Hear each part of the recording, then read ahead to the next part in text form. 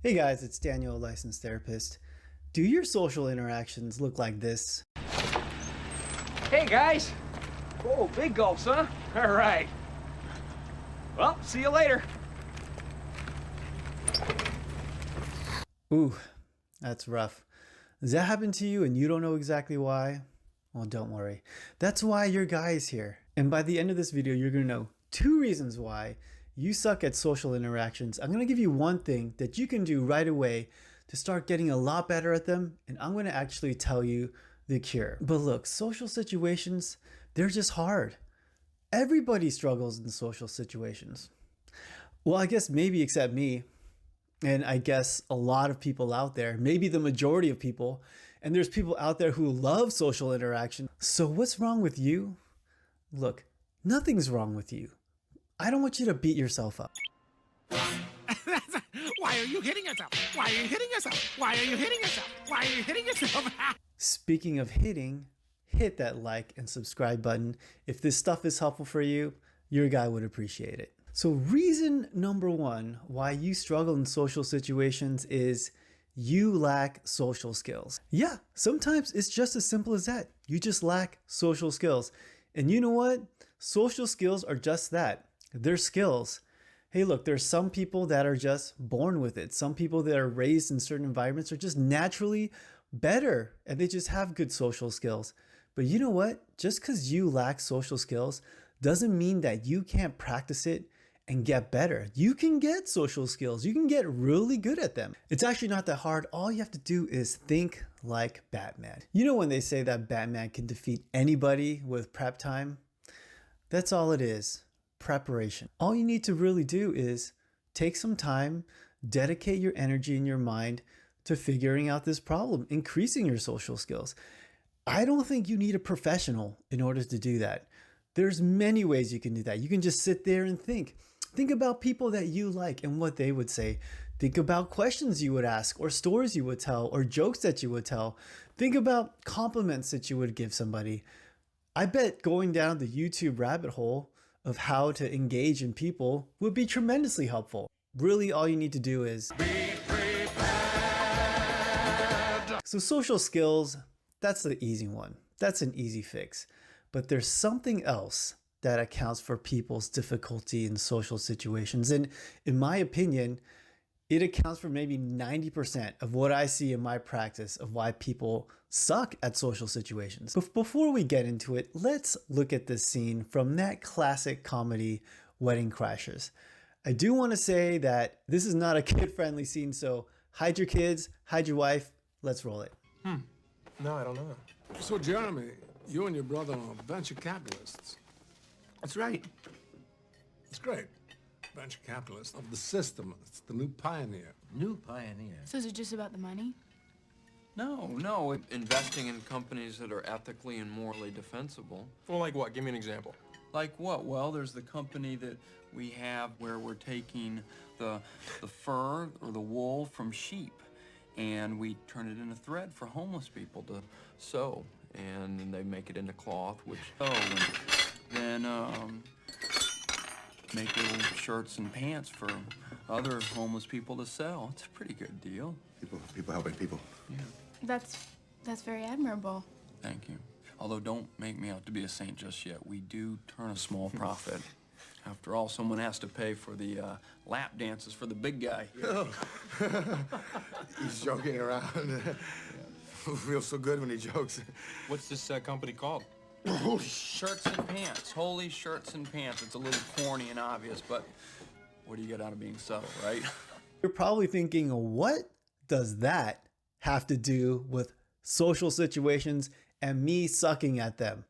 Well, as weird as it sounds, what's going on in that scene is exactly what's happening to you. Our minds have a limited capacity. And in that scene, Vince Vaughn's character, his mind is taxed to its limit based on what's going on underneath that table. And he does not have the ability to engage in a regular conversation. Hey, if that wasn't happening, that conversation would be easy. But his mind is so filled and preoccupied with something else that he cannot function and be present and have a conversation. And that is what's going on with you. You are just thinking way too much, and all of it is negative. Am I good enough? Am I tall enough? What does this person think about my hair?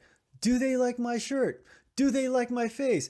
And probably a lot of it is unconscious, but those are the things that are taxing your mind to its limit. So you just can't simply be there and have a conversation with somebody. And I think that's understandable because a lot of those things are pretty negative. Those are very, very heavy things. Like I said, it's very taxing.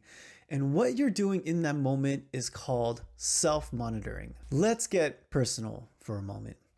Many years ago, I was actually diagnosed with social anxiety disorder. And it wasn't for a lack of social skills. I had social skills. I had some amazing friends who I was very, very thankful for, but I was just super anxious. And so going out, meeting new people, large gatherings, speech classes, those were the worst things for me. I would have crazy anxiety. And like probably many of you, I was a very, very highly self-monitoring person. Let me tell you a little bit about my self-monitoring. I would keep track of who I saw and when I saw them and what I was wearing at the time. And I would be very careful that the next time I saw that person, I wasn't wearing the same thing because I didn't want them to think, oh, he's wearing that shirt again. Does that sound crazy to you? It kind of is, right? Imagine the amount of time and energy it takes up in my mind to keep track of all of that. It's just way too much. And I knew it was not a good thing. I was just riddled with anxiety. It was pretty miserable. And I'm proud to say that I did a tremendous amount of work on myself. And eventually, I was able to be fine. And actually, these days, I love meeting new people. And I love talking to people. So what I was deathly afraid of before, it's been flipped on its head. And it's something I actually love to do. So I'm going to give you guys 2 remedies that are going to help you. And I got to say, it works with my clients and it's worked for me personally. And so I'm going to give you one thing right now that you can start doing right away. And they say in therapy, you can't just take something away. You have to replace something. And so right now, if your problem is you're very high self-monitor, you look at yourself all the time, what you need to do is replace that with looking at the other person you're there with. So it's like you have this huge spotlight on yourself and you need to take that spotlight and shift it to somebody else. And how do you do that? Well, what you do is you forget about yourself and you start looking at this other person. Let's say you're at like a party or you're in a new class and there's someone there. Get curious. Start asking them questions. Say, hey, I like your shirt. Or how's your day going? What you need to do is just focus on them. And if you do that and you get out of your own mind and you take that load off and you reduce it and you're able to be present, then you feel so much better and you can actually be yourself. So that is the thing you can do right now. And I think it's a very, very powerful tool. It's something I use all the time in therapy. But is that the cure? No, it's not the cure. So what is actually going on in these social situations that's causing you to struggle? Well, it's just because you don't esteem yourself highly enough.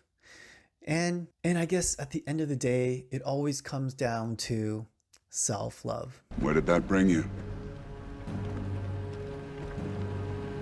Back to me. So what's happening in social situations is you are putting yourself out there to be judged. And if you like yourself, if you love yourself, then you would assume that other people would like you and would love you. And so it would be easy to introduce yourself to somebody or just talk to somebody new. And if they don't like you, you can just say, How dare you? And then you could just move on. What would have been this huge, devastating thing shrinks into nothing and you're living your life anxiety-free. But if you don't like yourself, well, you would assume unconsciously a lot of times that other people won't like you. In fact, if you hate yourself, you're probably thinking other people hate you. And maybe there's a facade you can put up and you can say, hey, I can get this person to like me, but if they really see me, then they'll hate me And so there is something that is gonna happen eventually unless you take care of that problem. And you know, the journey to self-love and self-acceptance and self-actualization, it's a complicated one. It's not something I could just tell you in a YouTube video. But one thing I want to do is encourage you and tell you that you should start your journey today. Figure out how to love and accept yourself. And if you do that, I can guarantee your difficulty in social situations will diminish greatly or even disappear. And I could tell you that because I'm living proof of that. So if you're interested in learning more about self-perception, check out this video I did on Toy Story 4, the character Forky. I thought it was very interesting, actually pretty insightful. And if you have anything you want me to react to, whether it's some sort of news story, or if it's a clip from a movie or show, or if it's just a topic you want me to cover, leave it in the comments down there. Thanks for watching. See you next time.